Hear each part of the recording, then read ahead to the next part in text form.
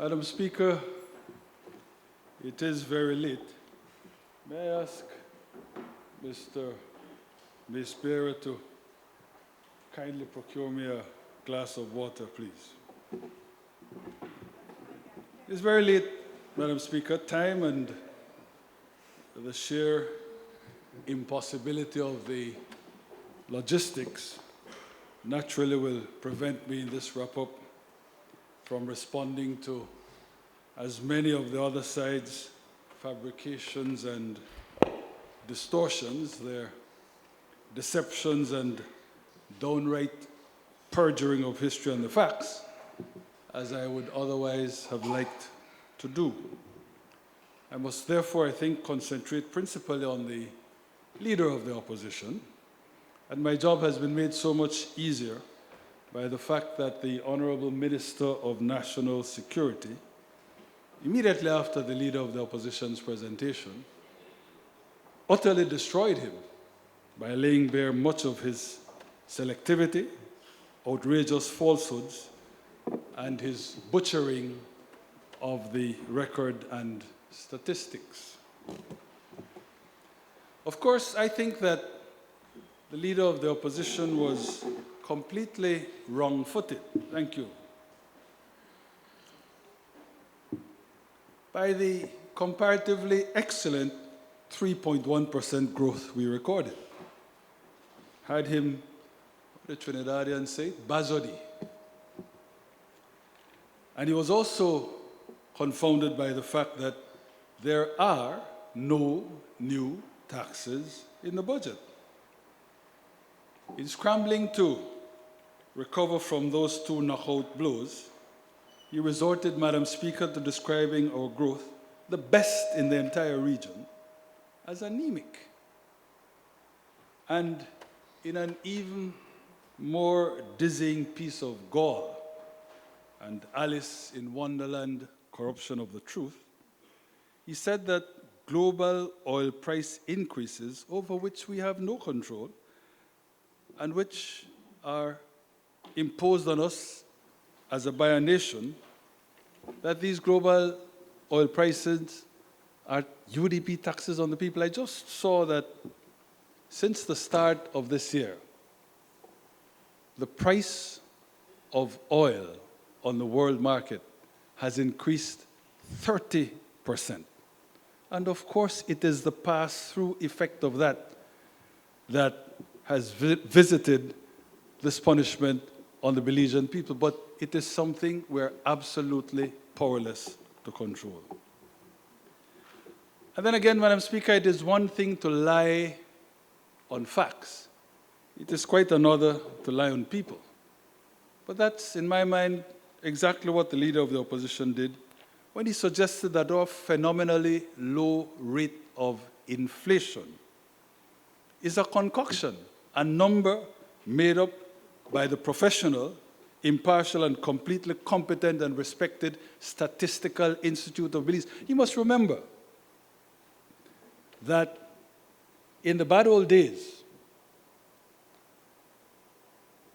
what he is now accusing the SIB of may well have been true. Because in the bad old PUP days, the Statistical Institute of Belize was not, like it is now, independent. It was under a PUP minister's thumb. And the staff of the SIB in those days was obliged to produce figures that that minister wanted. But now, Madam Speaker, to malign the good, the brilliant Dr. Perriott and his first-rate staff because you don't like their fact-based reports is a piece of perfidy. Of course, when there was a time that we were experiencing some contraction and the SIB reported that, they never had anything bad to say about the SIB. They were accurate then. Well, as they were accurate then, so they are accurate now. And they will always be accurate because, I repeat, The SIB is comprised of a staff made up of fine Belizean talent, of which all of us in this House can be proud. In one of the multiple contradictions of his hopscotch of a speech, Madam Speaker, the leader of the opposition, as I said, first decried our 3.1% growth.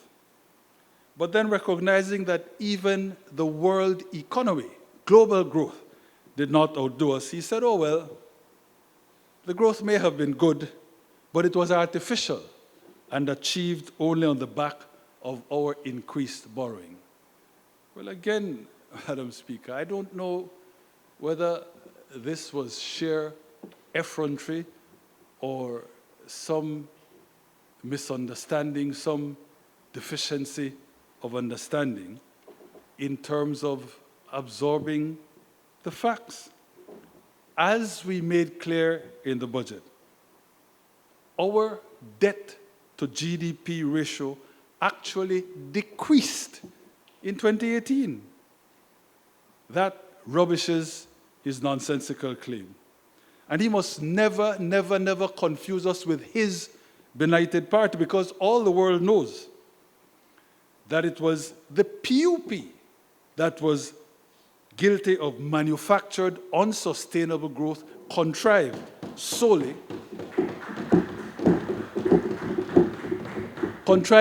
Madam Speaker, in consequence of criminal borrowing at extortionate commercial rates. Remember when they were going all over the place, borrowing at 11% and 14%, and then they had to try and shuffle things and move things around, going to this one, some KK Bank and AK Bank and FY Bank and International Bank of Miami, IBOM. That was appropriately named International Bank of Miami, IBOM, because they were certainly bombing us. I remember when the good minister from Mesop had to tell them about their running to one called Smith, how you used to say it? Smith, Salomon, or Barney. So, Madam Speaker, don't confuse us with yourselves, Mr. Leader. It is the kind of borrowing that you did that gave us the vampire super bond and increased the national debt, as the record shows, and as you cannot deny. You don't even try to deny that one, because you absolutely are imprisoned by it.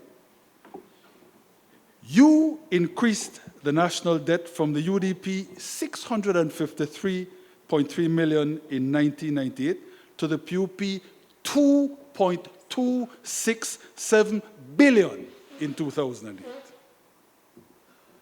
Besides which, as the then respected international firm, not Smith, Salomon, or Barney, Bear Stearns, of blessed memory, or maybe not so blessed, certified, the PUP stole almost $200 million of the amount they borrowed. Shameful. People have actually used a word that's no teeth it. They said you cannot account for almost $200 million. Well, they never had to spell out the word thief, because people in a Belize Creole may understand exactly what they say. Shameful. There was a report, and Madam Speaker, I won't get into any back and forth. He was absolutely here when the people did, and when we brought it up and read from the report, they were absolutely silent, callado. This is what compounded the outrage of their unhinged metrics and made so much more intolerable the burden they have forced us to bear ever since. So, having failed utterly to diminish our 3.1% GDP growth, the leader of the opposition then tried to deconstruct it. It was one-sided and unbalanced, he suggested. We had sacrificed exports to tourism and to infrastructure. Well, I don't know how, even if that were so, the skewed picture that you painted, you could talk about a sacrifice. But the UDP, in terms of tourism, has been unduly blessed, wonderfully blessed. But we don't suffer from any resource curse, you know. Not because we have this absolutely wonderful country with all these pristine places, and including, of course, Mountain Pine Ridge and Caracol. Does it mean that we give up on our traditional mainstays, the primary products that in fact sustained our export earnings for so long? But, Madam Speaker, when you try to give tourism certified internationally as one of the world's greatest growth industries, when you try to give tourism a bad name, you have to be a bit of a whack job. And it only adds to the lunacy when you attempt to reinvent economics by suggesting that infrastructure, public works, from time immemorial, remember the New Deal. When you try to suggest that infrastructure and a public works agenda is not one of the surest ways to create jobs, move an economy forward and better lives, I'm saying all you're doing is adding to the lunacy. This is the man who would be Prime Minister, Madam Speaker. In any event, I repeat that his picture-read domestic exports is fiction. And let me demonstrate how he attempts to spin the light fantastic. You remember that old Procol Harum song? Maybe I shouldn't have said that. I'd date myself. That is only for old people such as the good Prime Minister over there and I. But anyway, at the heart of the matter, Madam Speaker, is the secondary sector and our local oil industry. What is listed in our tables and statistics and in the budgets under the heading mineral fuels and lubricants exports. In 2008, that as an export item totaled Belize 236 million. In 2018, because of course it's a non-renewable, fast disappearing thing, oil, and they know the government, they know the PUP government find it, although we're going to try and make nice with Tony Quinn and participated in all the, well, let me not be unkind. I personally think that mumbo jumbo. But I recollect that Channel 7, so no gano that where I'm San Pedro, Kikaka, hold hands around one campfire and sing Kumbaya. Key Chapel. But we never discover no oil. The country was lucky enough to find oil when you were in office, but of course, the oil is non-renewable. And so it has pretty much dried up over the intervening years. And, Madam Speaker, that is why the category of exports in terms of mineral fuels totaled only 24 million in 2018, 1/10 of the 2008 value. That can be no fault of this government. But take that away from the equation, and total domestic exports have actually grown by 8% between 2008 and 2018. So we are proper stewards of the traditional mainstays, proper stewards of the productive sector. And also, Madam Speaker, while the dollar value of the overall primary sector fell by 2 million, it was because of the 47% decline in marine receipts, due principally to the disease that has almost wiped out the farm shrimp industry. Look, the leader of the opposition likes to boast about what a businessman he is, but I think he concedes he's no economist. But his predecessor, well, I think his predecessor, the honorable member for Freetown, is an economist. And he could check with him. I don't know if things so bad between them that they know they talk or something like that. But if you may check with the honorable member. Who? The honorable member for Freetown? Yes. Is that not so? Yes. Yes, he is an economist. If you may check, he would have known. And in fact, the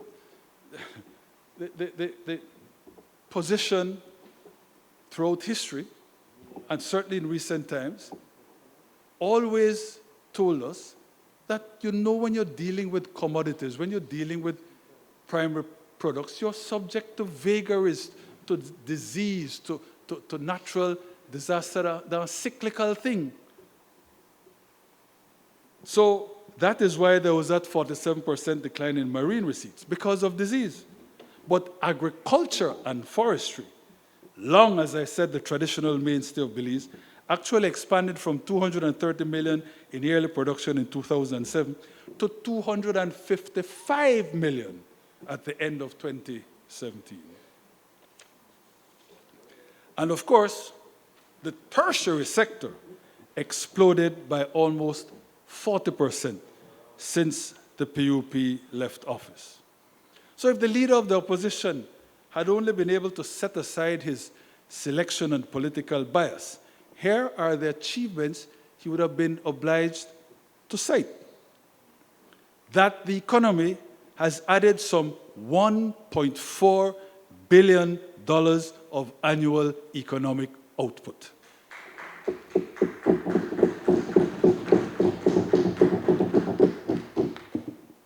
That the employed labor force has increased from 112,000 to 150,000, meaning 38,000 more Belizeans are working.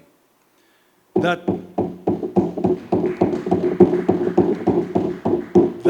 per capita GDP, you know, like the talk about poverty and foolishness, per capita GDP has surged by 36%. That inflation, which averaged 3.4% during PUP years, has been kept below 1% for all this UDP time since 2000. That domestic credit has more than doubled since 2002, from 94 million to over $2 billion. That interest rates have fallen from 14.5% to 8.89% in 2020. You know, the leader of the opposition talked during his presentation about his consultations with the private and productive sector. Well, I hope he told the private sector, or perhaps better still, I hope they told him about this doubling of credit and halving of interest to them, and how tremendously positive it must have been for expansion of the enabling climate for investment. And he should also have cited that tourism sector receipts by the end of this year will have quadrupled since the United Democratic Party took office.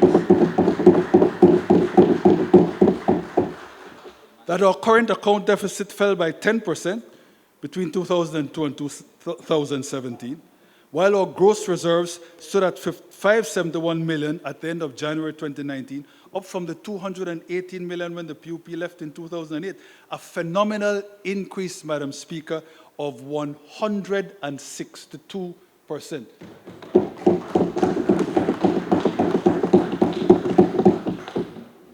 Everybody remember the Casas de Cambio? When you had no foreign exchange?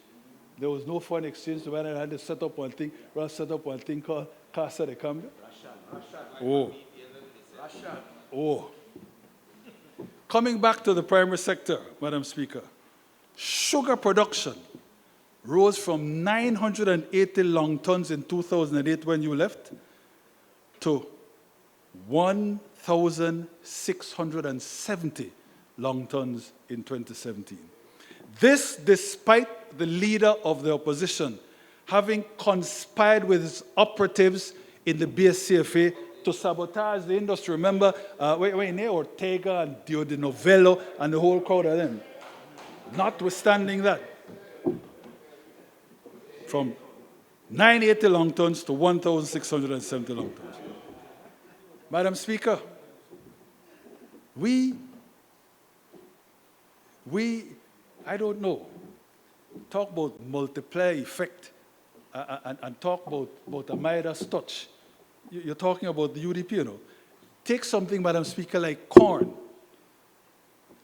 Usually, just for a crop for self-sufficiency, the corn harvest has skyrocketed from 81,000 pounds in 2008 to 185,000 now, a 130% increase. Rice production has risen from 26,000 pounds to 41,000 pounds. Red kidney beans from 5.5 million pounds to 11.5 million pounds. And production of poultry, milk, eggs, and pigs, you know, I won't get rude, you know, and talk about that increase in the production of pigs.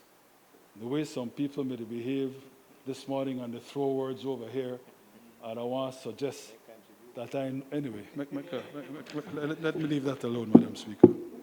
The production of poultry, milk, eggs, and pigs has each doubled since 2002.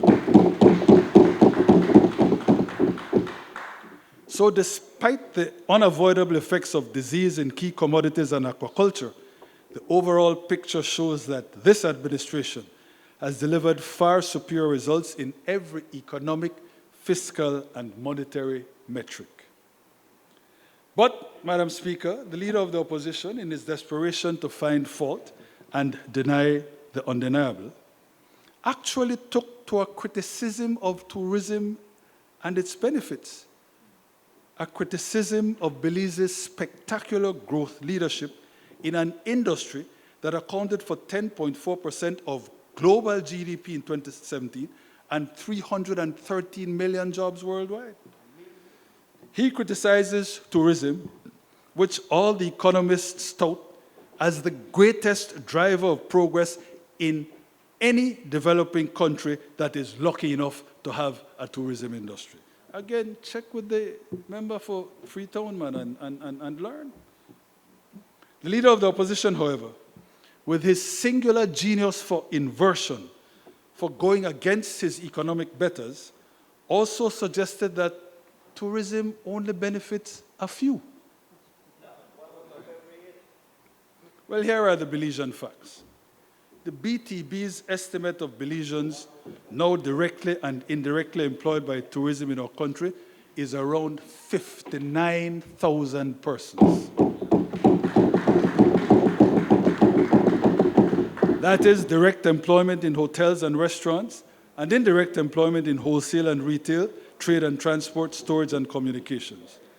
The indirect employees category includes the souvenir vendors, the craft makers, the clothing outlets, the taxis, the water taxis, the local airlines, and tour operators, to name but a few. Of the close to 59,000 of our total employed workforce that tourism is responsible for, almost 22,000 are direct employees. And again, according to the BTB, the total contribution of tourism to GDP in 2017 was 41.3%. Those are the facts, Madam Speaker.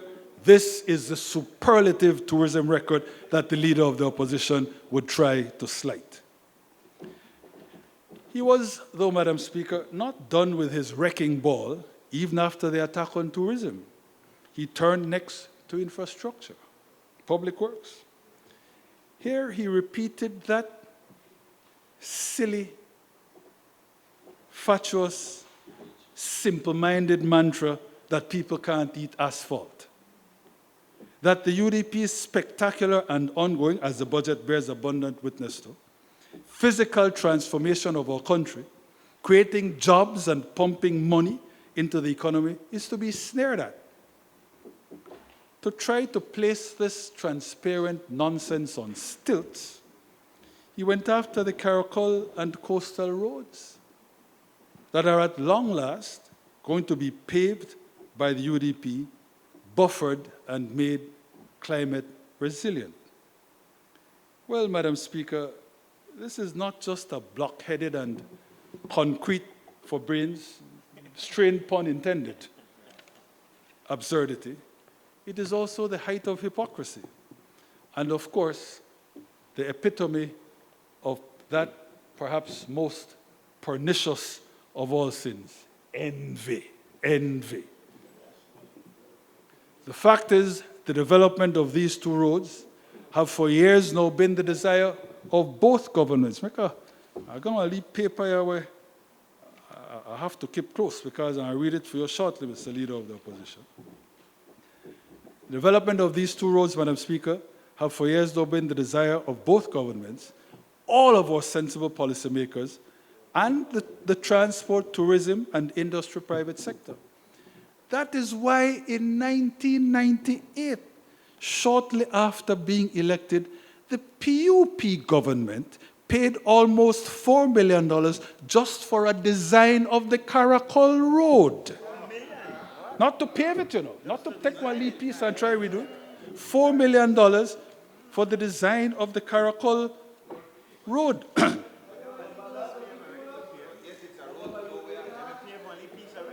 They similarly spent millions on various designs for the coastal road.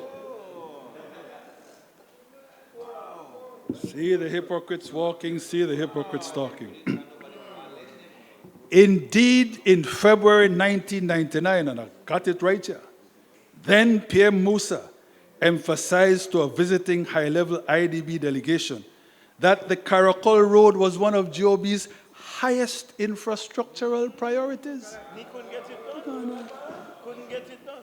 Channel 5, February the 1st, 1999, when PM meets with IDB representatives. They say IDB where the man Oh. Then in February, I got more, and this the Channel 5, whenever the Amalia Channel 5, this time is Stuart Crone Channel 5.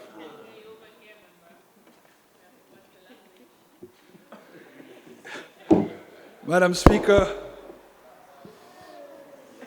what would it be more permissible if he said we caught them with their knickers in a twist, or well, I don't know. Anyway, in July 2001, Madam Speaker, they actually signed a contract to upgrade the first mile of the coastal road and to install culverts between miles 4 and 28. Then in December, December of 2003, the PUP signed another contract. This time it was for over $5 million to improve a small portion of the Caracol Road.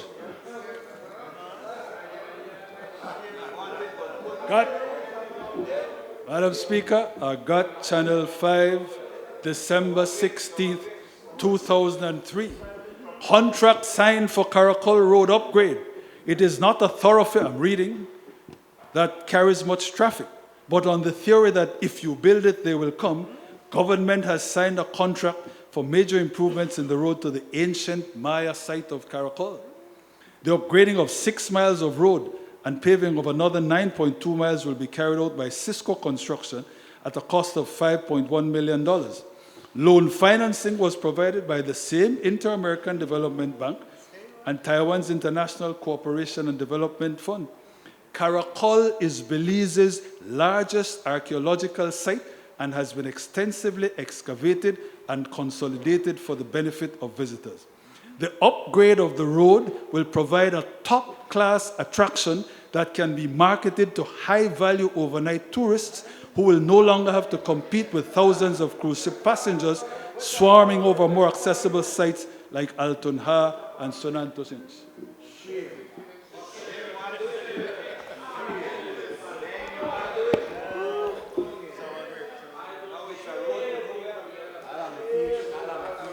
Members, remember everybody had their turn. The Prime Minister know- has the floor. You know, knickers in a twist is a British expression, and I prefer the American one, panties in a bunch. But anyway. So, Madam Speaker, altogether, almost $20 million was spent by various PUP administrations between 1998 and 2003 on designs and preliminary improvements of the coastal and Caracol roads. And yet you come... This is the backstory, Madam Speaker, that exposes as duplicitous, dishonorable, and nakedly political their protests now against our exciting and properly funded plan to construct these two high-impact roadways. Because paving them has actually been an active pursuit of every PUP administration since independence. But because of their profligacy and mismanagement of relations with IFIs, they never had the fiscal room or the ability to persuade lenders to pony up the money. You know, same IDB where they criticize now. I will never forget, just before we won, when I was leader of the opposition, the then EU ambassador to Belize paid me a visit and told me that the EU had cut off lending to the People's United Party administration because they said the PUP had proved that it couldn't be trusted with the loan funds. The World Bank, I had to see Ms. Sekata after we won to try to renegotiate the restarting of a relationship with the World Bank. Cut them off. You want to talk about corruption? Cut them off.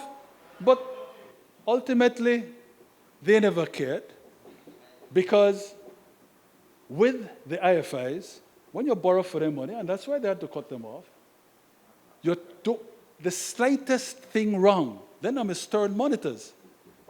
They let you know, they expose you, and they cut you off. So then we prefer for go to AK Bank and YY Bank and XX Bank, the commercial lenders, because they don't care how, when they lend you the money, they don't care if you put it in your pocket.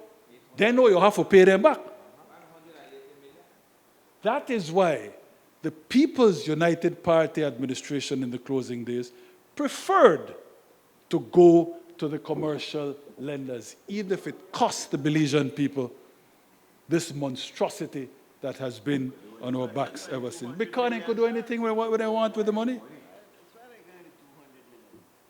So, Madam Speaker, no, they are jealous because we are the ones answering what has always been the call of the private sector, not to wait for their private sector investment, local and foreign, to be made before putting in the infrastructure in areas that are to be developed. Then they also talk about the cost of the roads, but these are backbone grade A national priorities. The coastal will connect the central and northern economies to Stanquik and Toledo, slashing miles, minutes, and millions of transportation from north to south. The Caracol Road will open up the entire mountain, Pine Ridge, and Chiquibull areas to development. Caracol, no, I want to confess, I haven't been there myself, but right, as I understand it, the Belizeans, spectacular Belizean Maya wonder, being a large ancient city that is even bigger than Tikal. You know what Roosevelt Blades just told me? The advisory committee has begun the preliminary discussions, starting the process of getting Caracol inscribed as a World Site Heritage. That is the kind of spectacular natural wonder that Caracol is. I want to know why we developed the road to go to Caracol. Bigger than Tikal. San Ignacio to Caracol is 51 miles, but takes 2.5 hours on very rough road. While San Ignacio to Tikal, San Ignacio to Caracol, 51 miles, 2.5 hours. San Ignacio to Tikal, 70 miles, but takes only 2 hours on a paved road. In the 1 hour and a half. Well, not everybody drive crazy like you, so I don't know about an hour and a half. In the circumstances, Madam Speaker, it is no wonder that both the tourists and the tour operators prefer to visit Guatemala's Tikal rather than Belize's Caracol. That's what we want to perpetuate. That unnatural order of things will now be reversed. A while ago, Madam Speaker, I detailed the almost 50% of GDP that is tourism's current contribution to our country. But we are running out of space in our sea and sand destinations. In the circumstances, Caracol is not just wise, but a necessity. When we are done with that road, Caracol will outcompete both Tikal in Guatemala and Tulum in Mexico. In terms of tourism arrivals, new hotels, lodges, gift shops, tour operators, auto rentals, and all the other associated economic activity, we will reach a new nirvana with the cascading of interest that Caracol will stimulate in Belize's unique, variegated tourism brand. And besides tourism, there is the potential for vacation homes, housing subdivisions, private estates, and conservation investment, all bringing further jobs and prosperity. The PUP can say what they want. How the old thing goes, is it a biblical thing? Deputy, you can help me. Where there is no vision, the people perish. But we on this side, know Cayo and the whole country ready for Caracol.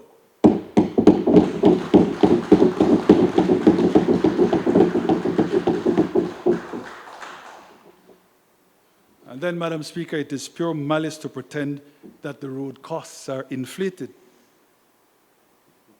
After all, those costs are determined by the funding agents, the same funding agents when they never want anything to do with you all. And it is they who will also hire all the engineers and consultants to prepare specifications and designs, and it is they who will hire supervisors for whichever companies win the international tenders to build these climate-resilient new jewels in our infrastructure crown.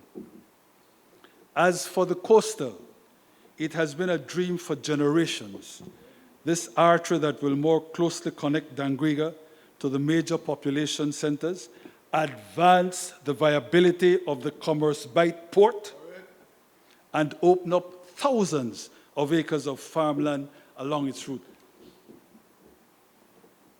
They have to be careful how they complain, because during the land giveaway period,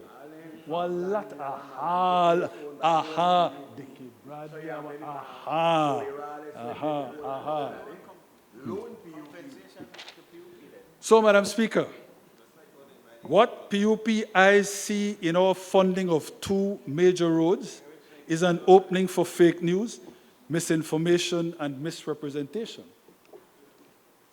What we see is an opportunity to boost our panoptic vision, increase business and investor confidence, and fertilize national morale. What Mr. Leader of the Opposition sees are isolated budget line items.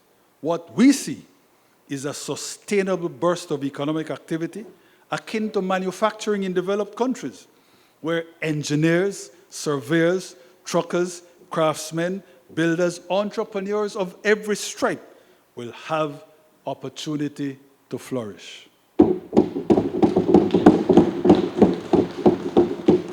That, Madam Speaker, is the difference between our party and theirs. That, Madam Speaker, is the difference between our budgets and theirs.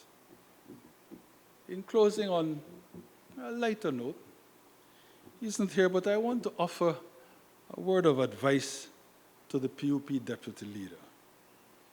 It is time to leave off playing paladin of the people, avatar of class war. To enrich the poor, you don't have to impoverish the rich. And all you're doing is proving to Belizeans what a Scotch tape and glue party the PUP is. Because while the leader makes nice and preaches private sector empowerment, the deputy pushes the revenge of the masses. Leave off. Thank you, Madam Speaker and members, for your patience.